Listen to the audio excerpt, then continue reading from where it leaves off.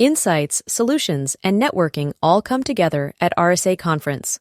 Join a global cybersecurity community at rsaconference.com/ITSP Mag 24. Marco. Sean. Sometimes pen and paper are the most important things to do business on. I know, it comes out a lot. It does Even come out. when we talk even about napkins. AI.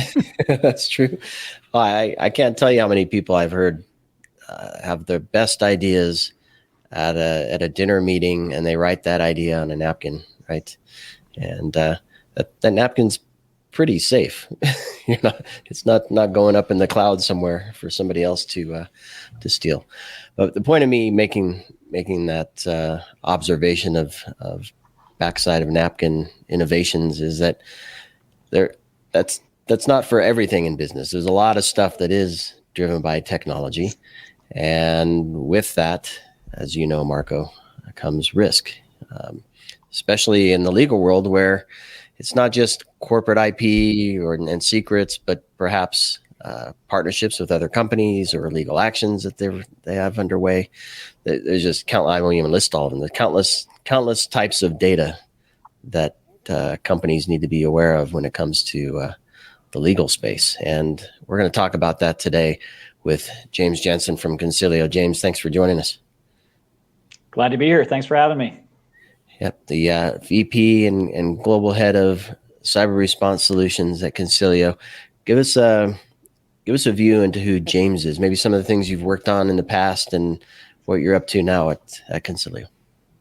Yeah, sure. I'm an attorney by background, and practiced very briefly and very early on in my career, shifted into the e-discovery world, and spent the first, say, 15 years focusing really on data analytics review, sort of the convergence of technology into making those processes more efficient. Probably 4 or 5 years ago, after spending a lot of my time dealing with litigation and government investigations from the e-discovery side, had the opportunity through a couple of our clients to work on data incidents. Their clients had been impacted by data privacy incidents and needed some workflows to solve those problems, to figure out who had been impacted and ultimately notify those folks. And it was something that we didn't have a practice for, but we had all the tools in-house to do that kind of stuff. We just needed to sort of pivot how we were approaching some of the workflows to be able to get to the information the client needed. And so, like a lot of things, we find ourselves shifting into areas that we maybe didn't anticipate, 2 years ago or 10 years ago or 15 years ago, but made the pivot about 5 years ago into the work that I'm doing now, and really haven't looked back since. So sometimes in technology, things happen 5 minutes ago, not even 2 years ago, right? And so Right. a lot of times when we talk about culture changes in society, regulation, we always like, well, technology is way ahead. It's way faster. We're playing catch up with regulation and even integrating it in our educational system and all of that. So coming to where we are now and artificial intelligence and new technology, it seems like the legal system may be struggling a little bit to keep up with that. When you look back at regulation that were done, I don't know, this is a law from 1865 or something like that. Where are we standing with that? Are there changes in the industry? Yeah, I think, every industry is kind of like society. You've got early adopters who want to just get in there and figure out how they can use the technology to improve their lives or improve their, how they do business. You've got, folks who maybe sit back a little bit and sort of test the waters. And then you've got folks that, maybe are a little bit more resistant to change. I think the legal space is probably very similar to that. It's a traditional, industry. And so, you have a tendency just to be a little bit more conservative in terms of, bringing, determining how you're going to, leverage technology that's coming, like you said, there's new technology all the time, right? And if we're just trying to, use everything that comes to us, it's going to be very challenging. And so I think what I've seen thus far is, law firms that are interested in leveraging a lot, new technology and in this space this year and the last year, generative AI and is being thoughtful about how you can use that technology, because there are with all the benefits, there are obviously caveats, and people want to understand the the landscape holistically and make good decisions about the way they're choosing to use using the new technology that's coming out. Yeah, I probably can't even count the number of conversations I've had where we're trying to understand the state of mind from the company perspective with respect to cybersecurity and more pointedly risk management. And I always find that there's a great connection between how cybersecurity could operate in relation to how inside counsel, for example, can operate, where the whole point of both professions, both roles in the company is to enable progress safely, right? Yeah. Protect the organization. So both are very risk adverse. It seems organizations embrace the risk adverseness from the legal perspective. Everything passes through legal. Only if it gets the green check mark will that contract move forward and be signed, or whatever it is that's happening. And then on the other side of cyber, we tend to just be seen as the Department of No, and we're going to bypass you somehow, some way anyway. Shadow IT and all these different things. Right. So I find it interesting that there's a huge parallel there, but the organization doesn't view them the same. What are your thoughts on that? Yeah, it's interesting. I was having a discussion actually a couple of weeks ago with some folks in-house at a couple of different organizations and in different roles. The CISO role versus privacy counsel, and some of these different roles that are having greater visibility now, just given what we're seeing in the market, particularly around cybersecurity and just the proliferation of attacks by threat actors. And it was the one thing that I thought was really interesting is that these groups, these organizations are, I think, communicating now probably more than ever. Just given the way the landscape has changed. The CISO role isn't just about securing the environment. It's a business role, right? It has a place in the business because cybersecurity and security generally of the business, and it's of its information, of its commercially sensitive information, of its trade secrets, all those things have a place in how the business operates overall. And so, I thought that was interesting, at least in some of those conversations, where these organizations are evolving in terms of how they're communicating internally and understanding the need to have sort of closer ties within the organization to various groups that perhaps, 2 years ago or a year ago or 5 years ago, maybe wouldn't have been having those conversations as frequently. I was included in the fun activities of some discovery many years ago where a company I was working for was claimed to have been infringing on some IP. Not uncommon, of course. That process can be a lot of fun. A lot of people involved. Bring cybersecurity into the mix, where we have privacy regulations, we have SEC reporting, we have customer notifications, and a lot of that also has to probably be ready for potential litigation, but then also involve legal to ensure that the right things are said at the right time to the right folks and not to others where it shouldn't be and that kind of thing. And I hear a lot of stories about including legal early on in the case of a breach to, again, protect the organization to move through that process quickly. So what are your right of boom, the role of legal in and maybe the connection there where discovery is much more than it used to be and legal is much more involved in cybersecurity where it probably wasn't before either. Right. I mean, I think legal is much more involved. It's not, an incident isn't a security issue only, right? It's not only a legal issue. It's a business issue, right? Because there's lots of cost and implications when you have a data incident. The IT department and the CISO might be charged with the technical piece and getting remediation and bringing in vendors to help with that, and ultimately limiting the amount of business interruption. But there are the privacy aspects, the notification obligations to not only to individuals whose data might be implicated in an incident, but your clients. You may have contractual obligations to a lot of your clients once you've had an incident. And then there's even downstream implications. We're seeing a lot more class actions associated with data incidents, right? So all of these things, it's a business issue at this point for most organizations. And I think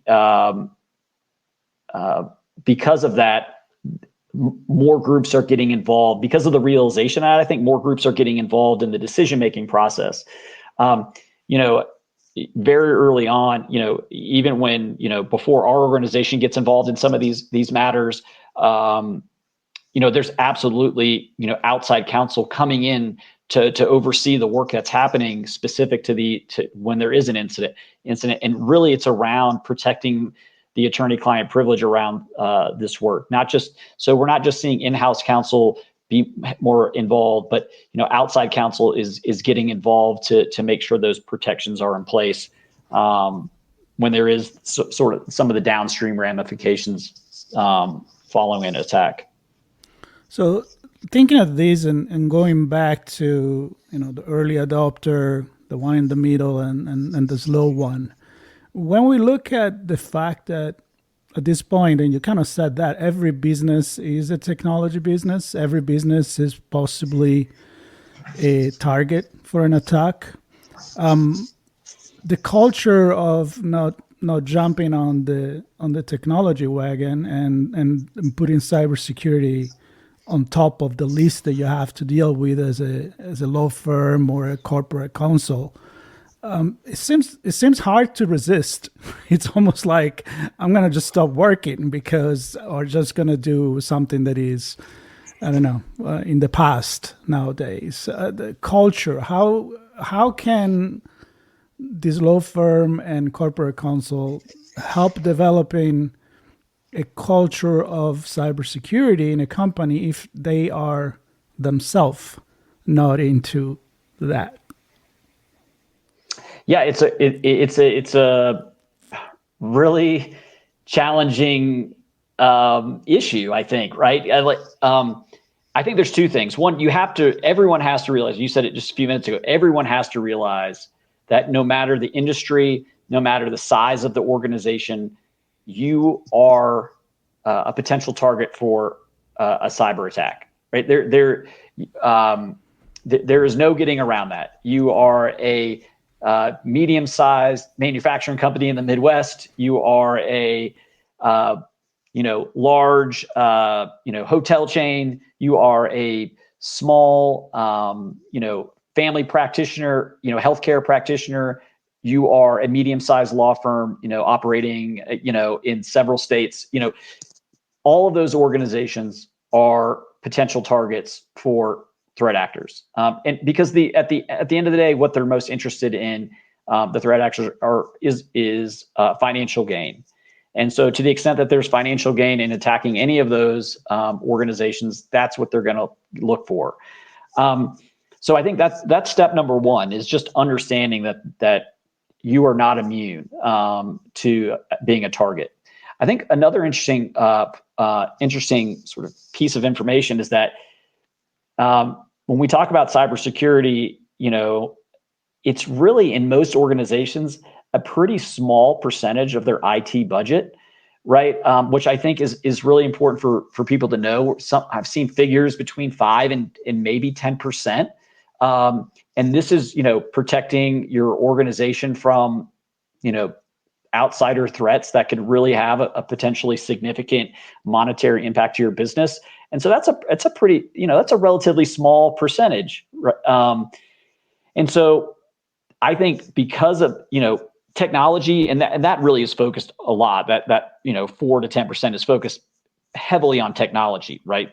How can we put technology in place to protect our organization?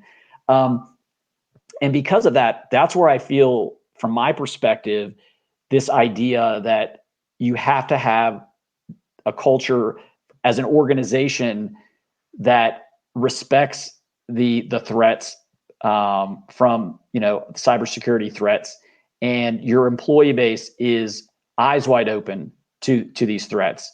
There's this talk of the human firewall, right? No matter how many, how much technology you have in place, many of the incidents still require, have a human component. I think the last figure I saw recently was about 80% of incidents have a human component to enabling the threat actor into the system, sort of, and as the initial sort of jumping off point to the incident. And so I think those, understanding what your organization's able to do from a technology standpoint, understanding the level of threats in the market and how powerful, knowledgeable employees can be in being a deterrent and stopping threats. I think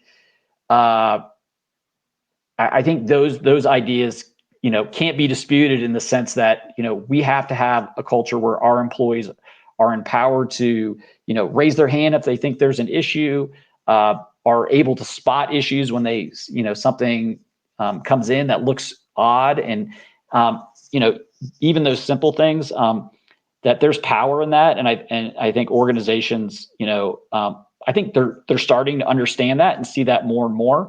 But I think it's something that we just can't ignore. So we're talking about the human here, and I know at Legal Week, as with most things, anywhere you travel connected to technology, there's a buzzword, technology. You can't avoid AI.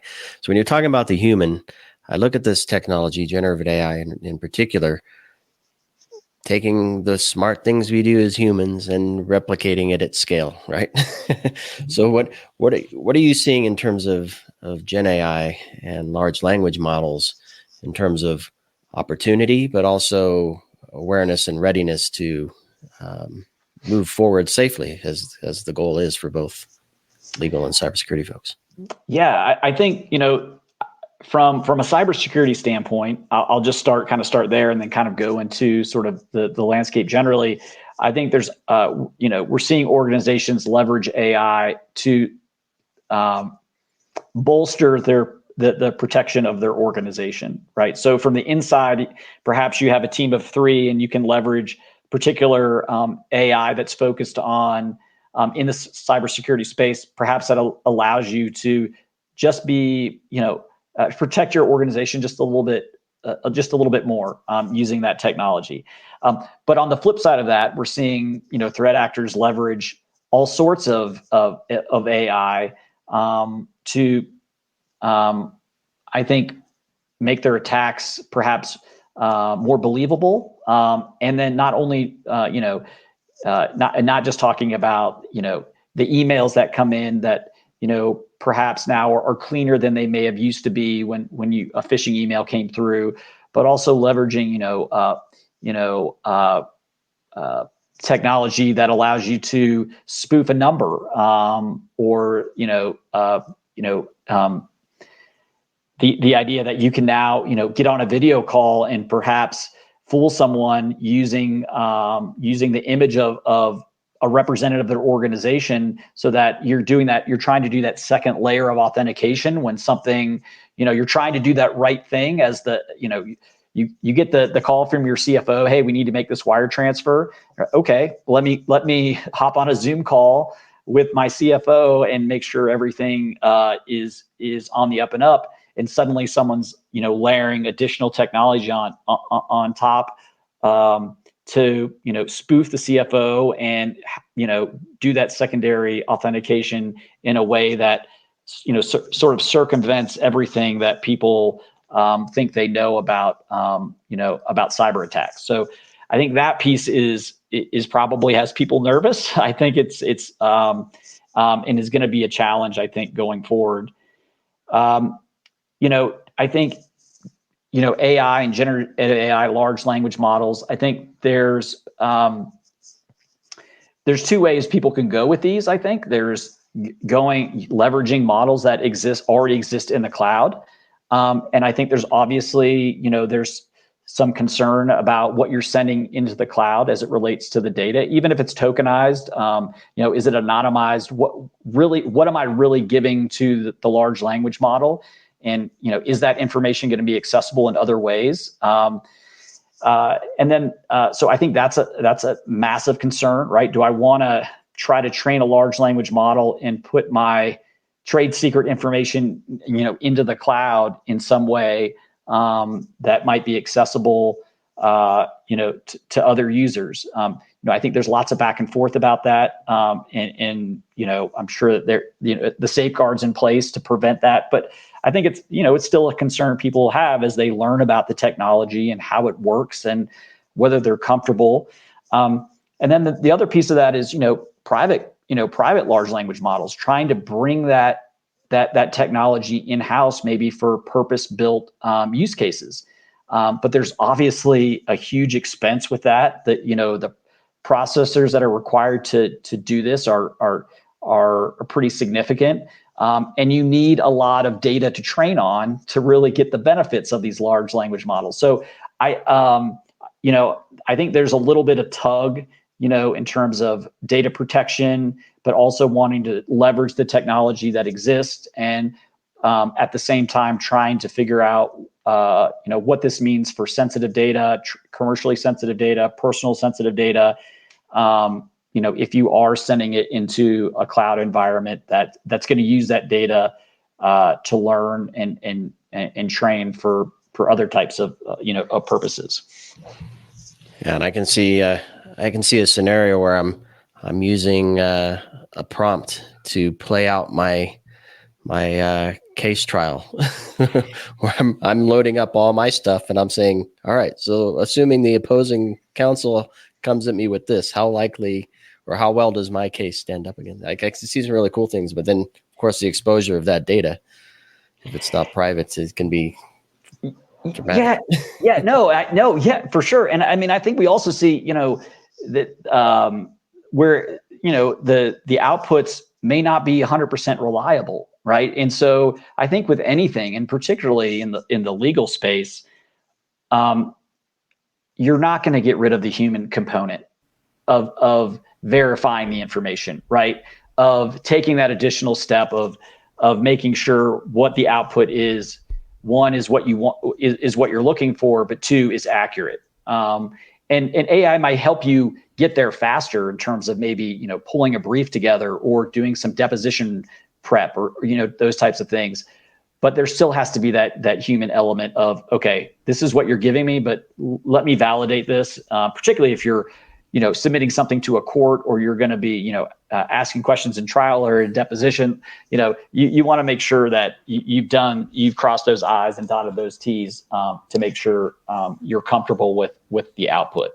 And you know what? It blows my mind when I have these conversations, any application really of generative AI, is the fact that even when you don't use generative AI, even when there wasn't generative AI, you said to somebody, do a research, you're just going to get the research and take it as is don't you want to cross-check that if it's that important? Maybe at least a couple of sets of eyes and a double research that you're going to do just to be sure that it's right. And all of a sudden, we just want that easy button that magically everything is perfect. And that's probably the biggest downfall of, but I'm getting philosophical here.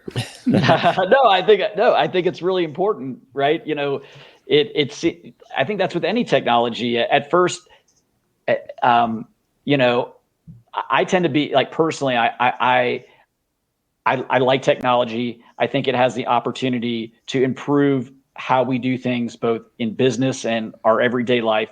But you have to come into it with a little bit of skepticism, right? Without that skepticism, I think, you're just setting yourself up to be disappointed, or setting yourself up to be in a position where you've relied on it so heavily and it lets you down.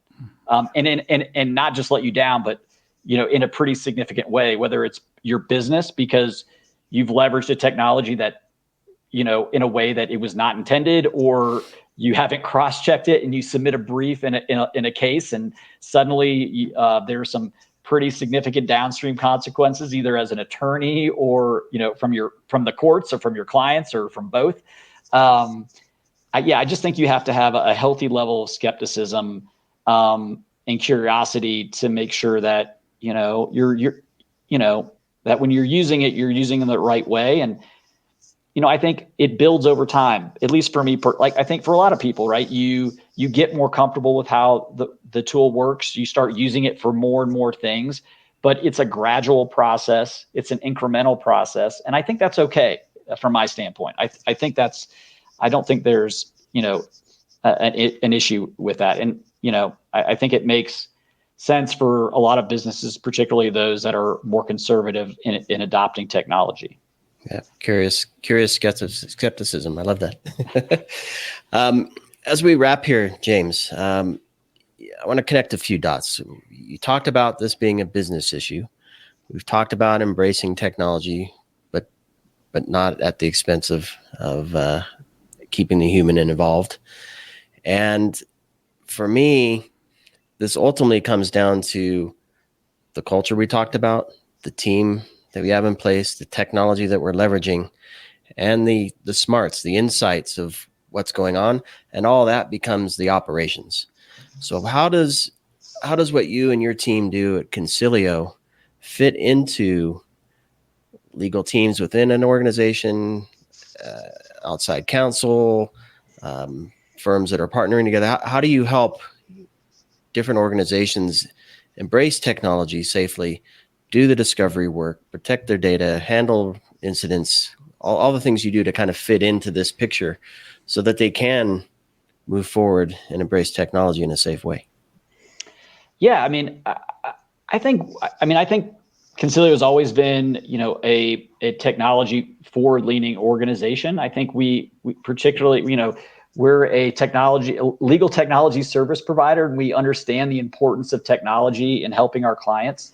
And so, I can remember, probably 15 years ago or 12 years ago, as we looked at, conceptual analytics, as ways to drive, efficiencies in our workflows, and technology assisted review was in its infancy. And we leaned into that, I think we leaned into it in a very, a smart way, a healthy way, with maybe curious skepticism, if you will, that, we want to use this technology, but we want to make sure we're using it the right way, and our clients are comfortable with how we're using it. And I think that trend is still continuing. I think even with AI, look, we recognize that our clients are very interested in this, but they have a lot of questions. And we want to be a resource for them in terms of, how we see it working, not only today, but, potentially down the road. And even on the work that my team does, we're always vetting new technology. We brought new technology in, I think, to enable our process. But I think we take the approach that there's always a human at the wheel, right? And there's always someone there that, understands the process, understands the technology and the tools that are leveraging that technology. And we're not simply sort of just relying on whatever the tool tells us, that we're putting processes in place to have a comfort level with that. So I saw that way back when we started technology assisted review, and I've seen that as we've adopted various types of technology over the years, and we're seeing that now. I think with the adoption of generative AI, for sure. I love it. Well, James, it's been great chatting with you. I appreciate you sharing your insights and giving us a view into the state of cyber and the culture in legal, and of course as well what you and your team do at Consilio to help folks deal with some of the challenges they have with leveraging technology to manage their legal processes, and it's all about connecting the human to the tech, keeping those two together in the context of the business. That's the most important thing, right? If we're doing it for the sake of doing it, then we're missing the mark. Thanks everybody for listening to this episode. Of course, any resources James and team want to share, we'll include those in the show notes, and encourage you to connect with James and the Consilio team. And appreciate it, James. Thank you. Thanks, guys. Appreciate the time. Insights, solutions, and networking all come together at RSA Conference. Join a global cybersecurity community at rsaconference.com/ITSP Mag 24.